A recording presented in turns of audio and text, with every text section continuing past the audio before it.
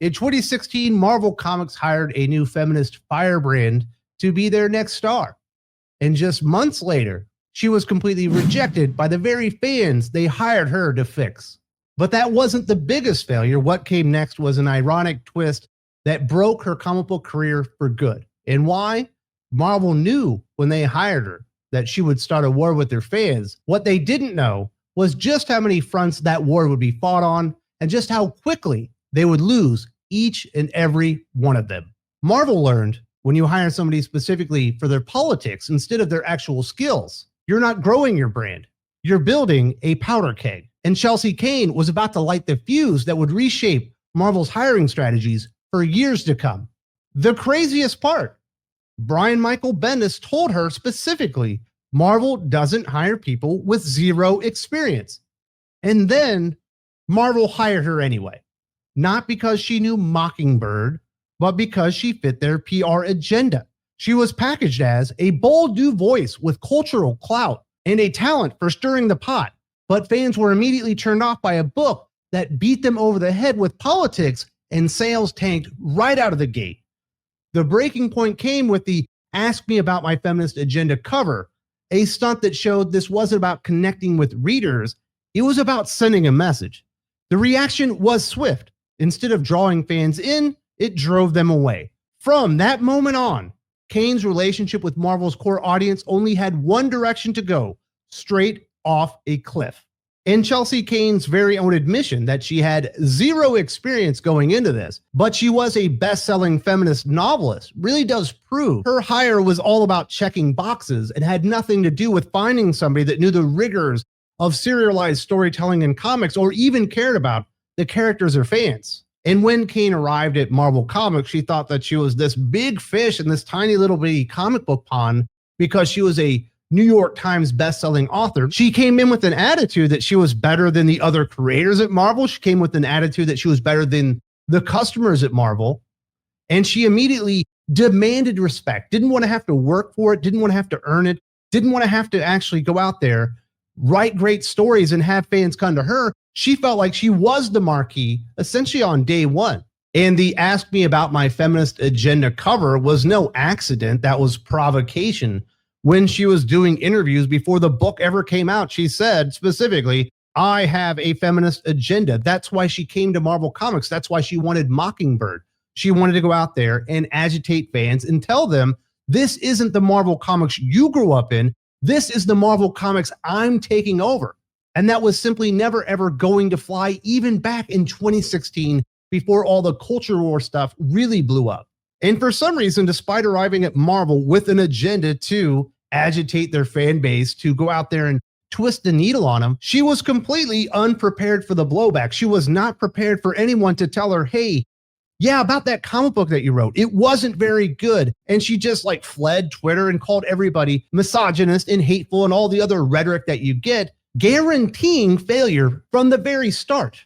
And Marvel were simply more interested in progressive media coverage than sustainable comic book sales, setting this very dangerous precedent that we will hire somebody with no experience and no knowledge of the characters just because we think they have cultural clout. And this mentality at Marvel Comics has been repeated constantly over the years. If Marvel's hiring decision was cynical, what came next proved just how naive Kaine was to think that her credentials somehow gave her the ability to come into Marvel Comics and actually start attacking their fans at will. And as you're about to see, Marvel's response wasn't cruelty or kindness, it was pure survival instinct. Marvel did get exactly what they wanted: headlines, culture war buzz, and a creator eager to antagonize their entire fan base. But once it was clear that the backlash wasn't fading, they did what any company with a survival instinct would do. They cut their losses before the damage got worse. Kaine's projects were canceled, including a Vision miniseries that was already completely written. This wasn't betrayal, it was damage control. The real mistake was hiring her in the first place, and Kaine's fatal error was assuming Marvel would let her attack their customers indefinitely without consequences. And the fact Marvel's culture under Axel Alonso allowed it to happen at all proves just how out of touch the company had become with the very people who keep them alive. Marvel got the virtue signaling and the headlines that they were looking for, but then dumped her as soon as the inevitable happened. She thought being the shiny new toy with all the credentials and the feminist icon of the future label made her essentially bulletproof, but reality hits fast. And this was, in fact, the real world. And Chelsea Cain was just shocked that Marvel didn't go out there and start a fight with their fans defending her, which really tells you the kind of inflated ego she had at that point, despite never ever achieving a single thing in comic books themselves. And after Marvel axed her Vision series that she was co-writing with their husband, Kaine didn't just walk away and chalk up her losses. She ran to the media and basically painted Marvel as siding with the bad guys, their own paying customers. And she was acting like Marvel Comics had some type of moral obligation to stand beside her after she went out there and picked a fight with their fans, antagonized them, and finally got called out on their bullshit, when in reality, they had no choice but to shut her down. And this wasn't a one-off situation. Iceman writer Sina Grace essentially did the exact same thing. And the best part about all of this is Marvel has not learned a thing. The Kaine implosion, what happened with Sina Grace, should have been the wake-up call for their hiring practice that maybe we need to go out there and find the best comic book writers we can, yet they constantly go back to this exact same playbook, guaranteeing the same train wreck over and over again.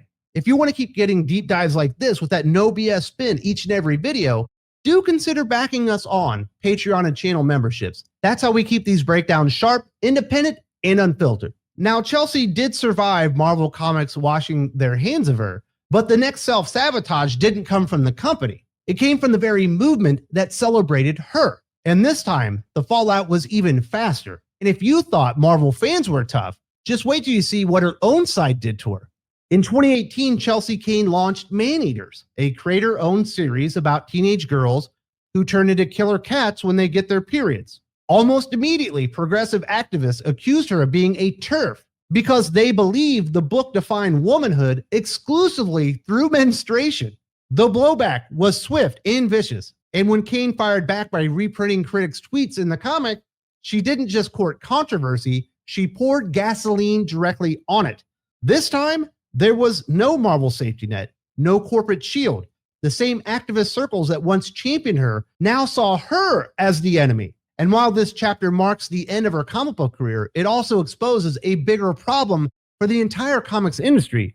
And this escalation and antagonizing her critics once again was a textbook example of Chelsea Cain repeating all of her mistakes at Marvel Comics, except now with a more militant audience. Her antagonistic reaction only cemented their view that she was beyond saving. And believe me, there are no safe spaces in the culture war. Even your own side will eventually find you wanting. Nobody can pass any of these purity tests. And the speed at which her former allies abandon her really shows you that friendship in these circles is purely transactional. Kane's inability to navigate the shifting ideological standards exposes the dangers of building a career on messaging instead of actually craft. Other Marvel alumni that came with the message in tow have suffered similar career flameouts. Mags Visaggio, Vita Ayala, Kelly Sue DeConnick, Sina Grace, Ta-Nehisi Coates. The list really does go on and on.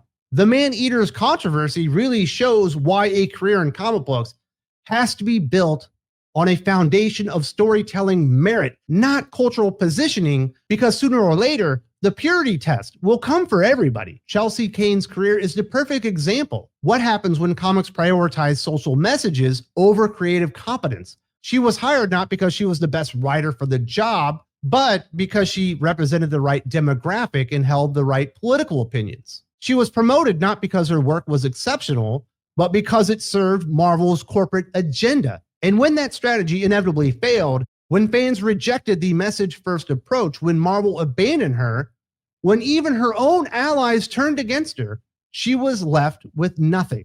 No sustainable fan base built on quality storytelling, no corporate support built on mutual respect, no genuine movement built on genuine artistic achievement, just a cautionary tale about the dangers of treating comics as a vehicle for the cause of the day instead of entertaining. And the worst part, Marvel keep doing it.